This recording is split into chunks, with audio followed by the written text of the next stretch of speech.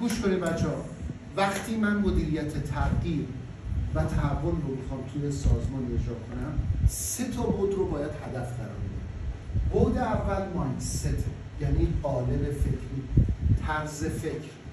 طرز فکر خیلی از ماها سنتیه، ترادیشناله.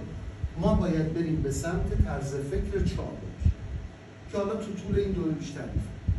دومی اسکیل ست، یعنی مجموعه ای از مهارت ها رو باید داشته باشیم که من 6 دستش کردم. من نه استاندارد. این 6 دسته مهارت رو باید کم کم یاد بگیریم.